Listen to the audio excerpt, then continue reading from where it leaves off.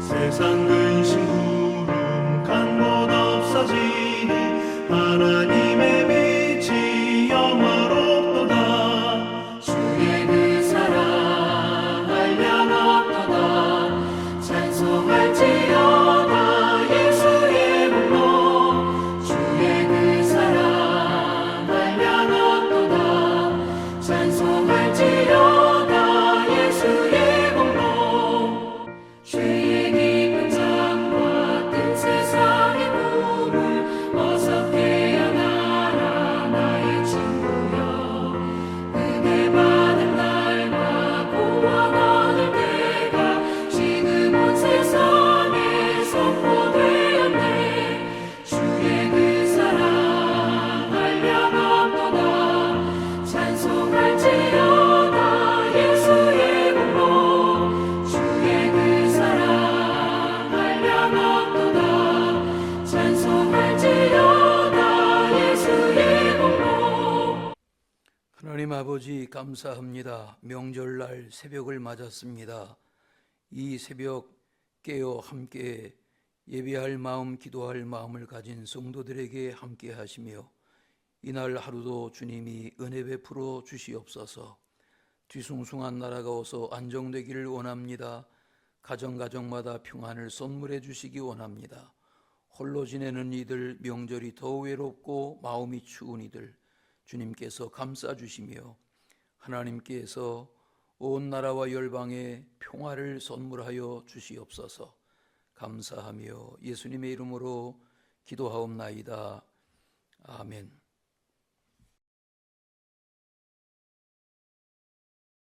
다시 이르시되 내가 가리니 너희가 나를 찾다가 너희 죄 가운데서 죽겠고 내가 가는 곳에는 너희가 오지 못하리라. 유대인들이 이르되 그가 말하기를 내가 가는 곳에는 너희가 오지 못하리라 하니 그가 자결하려는가?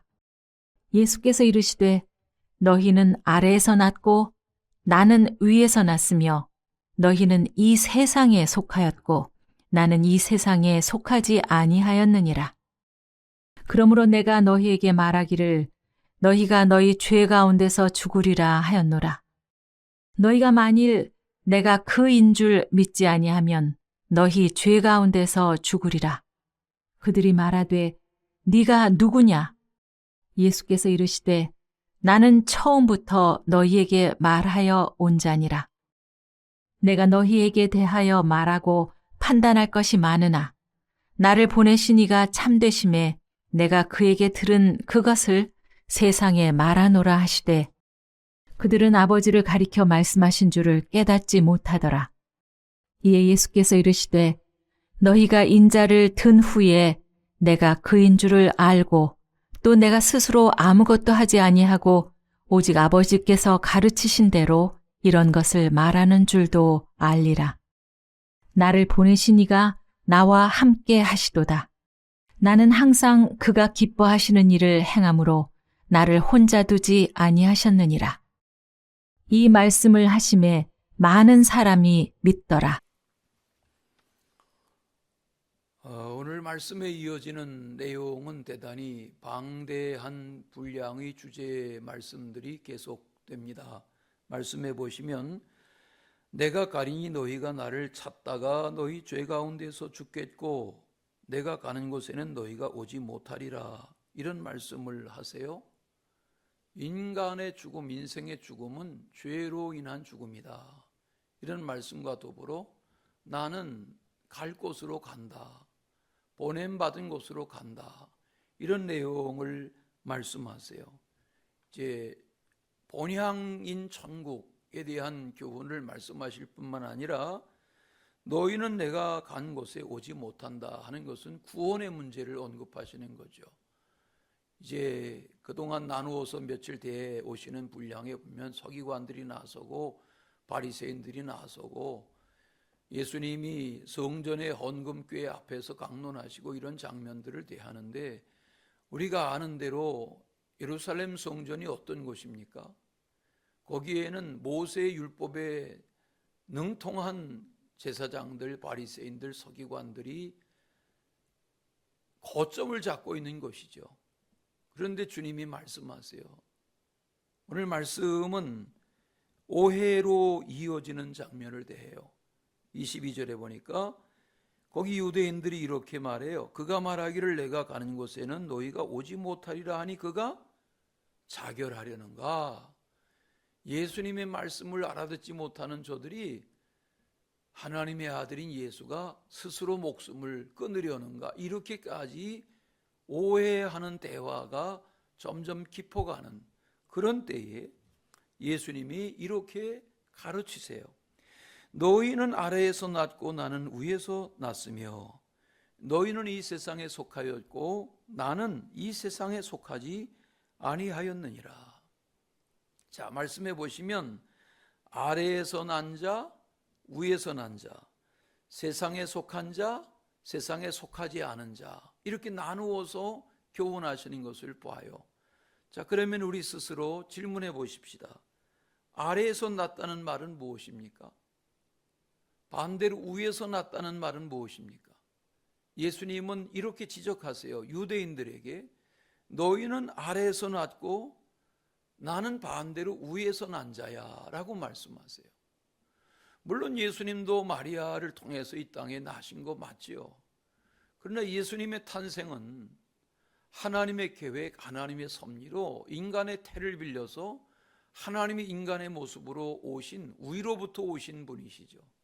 물론 우리 각 사람이 다 우로부터 하나님의 계획과 섭리로 우리의 부모님을 통해서 이 땅에 태어난 거 맞지요. 그러나 예수님의 강조는 예수님에 대하여 오해하고 곡해하고 반목하고 시비하고 수근수근하고 심지어 죽이려 하는 그런 무리들 앞에서 나는 위로부터 온 자다, 하나님으로부터 온 자다 하는 강조를 하시는 거죠. 또 하나, 너희는 이 세상에 속하였지만 나는 이 세상에 속한 자가 아니야.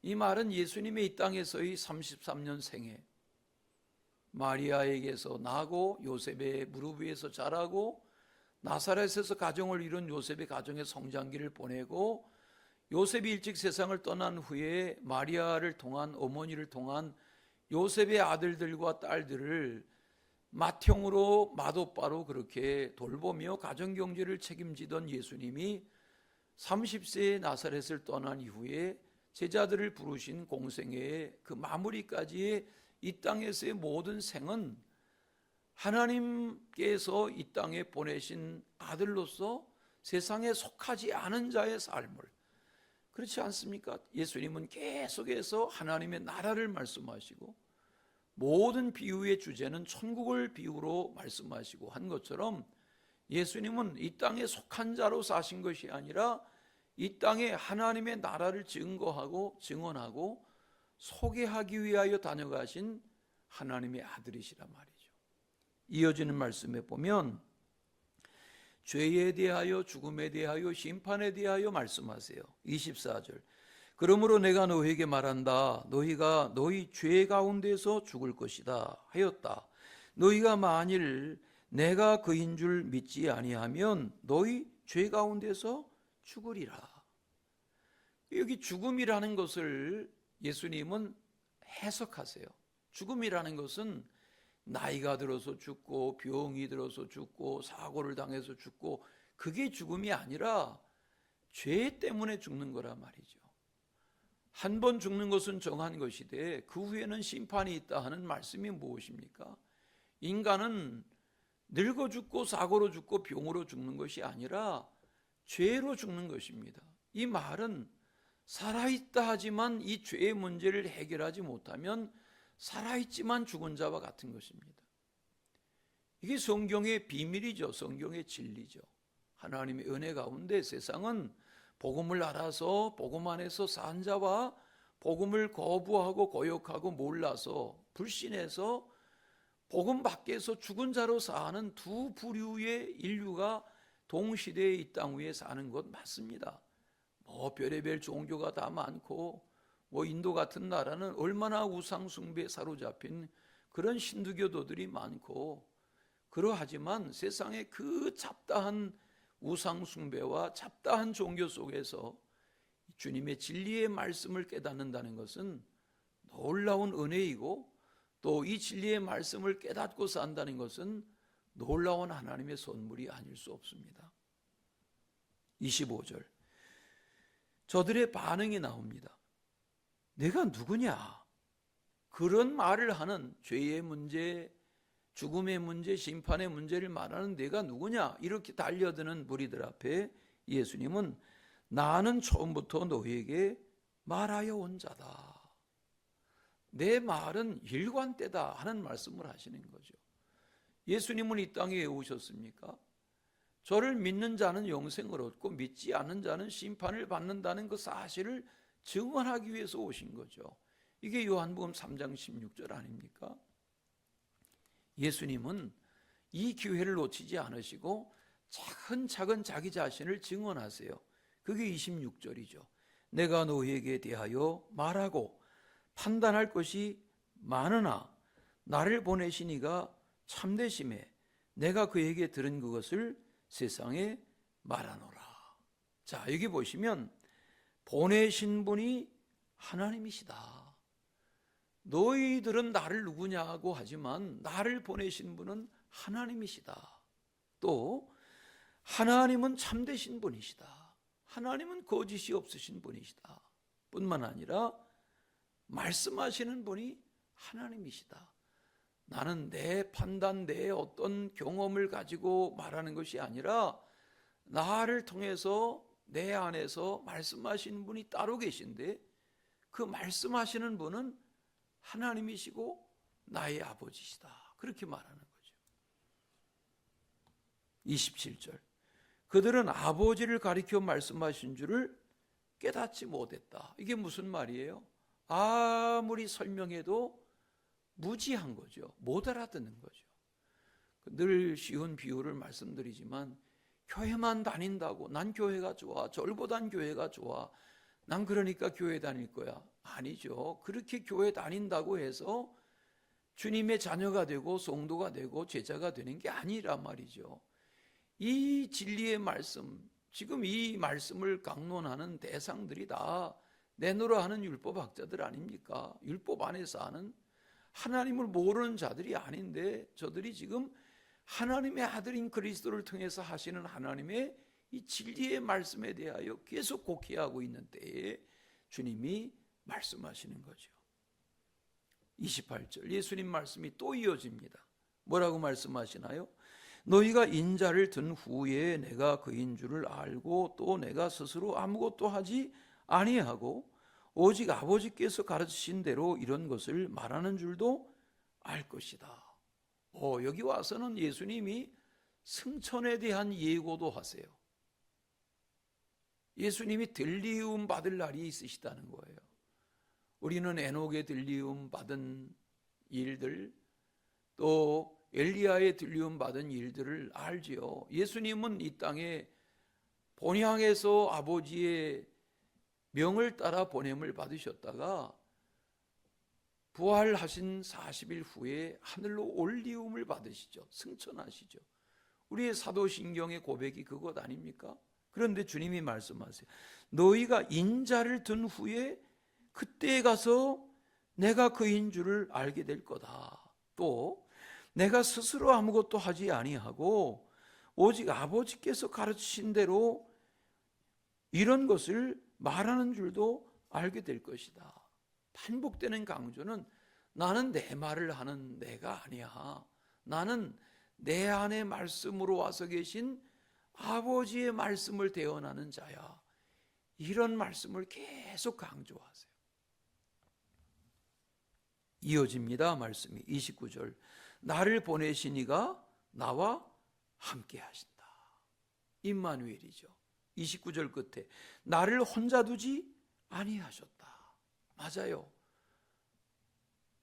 하나님은 이 땅에 예수님을 보내셔서 계속 하나님의 은혜가 주어지기를 바라는 그런 말씀을 가지고 계세요.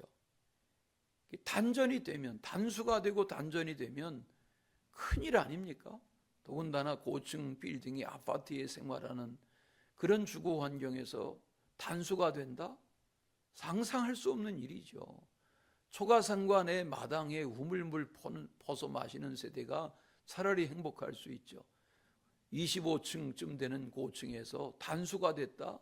생활용수를 한 방울도 구할 수 없는 형편이 된다? 단전이 된다?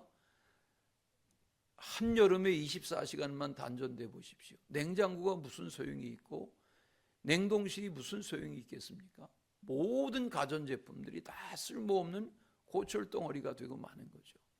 예수님은 함께 하시는 하나님, 혼자 두지 않으시는 아버지, 그분 안에서 하나님의 전능을 의지하고 말씀의 근본이신 하나님 안에서 말씀이 육화되어진 삶을 계속 사신 거죠. 29절에 나는 항상 그가 기뻐하시는 일을 행한다. 그래요. 예수님은 하나님의 기뻐하시는 일을 하시려고 이 땅에 보냄을 받은 주님이세요. 오늘 명절 아침이신데 오늘 모처럼 가족들과 친척들과 함께 만나는 이웃들과 함께 하나님의 기쁨이 되는 그런 자신의 감정도 잘 다스리시고 좋은 추억을 쌓아갈 수 있는 그런 명절 되시기를 바랍니다. 여기 말씀의 읽은 분량의 끝인 30절에 보니까 이렇게 차근차근 주님이 계속 물러서지 아니하시고 말씀을 하실 때 그들 중에 깨달은 이들, 믿는 이들이 많아지게 됐다. 놀라운 일, 감사한 일이 아닙니까? 올 한해 우리 교회가 이 일을 계속하라 하는 디모데를 향한 바울의 그런 충고, 이걸 말씀의 지표로 가슴에 품고 지내는데 처처해서 일상 속에 이 말씀의 나눔을 계속하는 중에 누군가에게 믿음의 역사가 반응하고 응답해서 열매를 거두는 그런 축복이 있으시기를 바랍니다. 사랑의 하나님 감사합니다. 이 새벽에도 저희들 깨워 말씀 나누게 하신 것 감사합니다. 오늘 하루가 다 가도록 종일토록 주님이 각 사람에게 함께 하시고 언제 어디에서나 누구 앞에서나 그리스도의 향기가 되며 주님의 빛의 자녀의 삶을 사는 출입이 되게 하여 주옵소서. 감사하며 예수님의 이름으로 기도합니다. 아멘.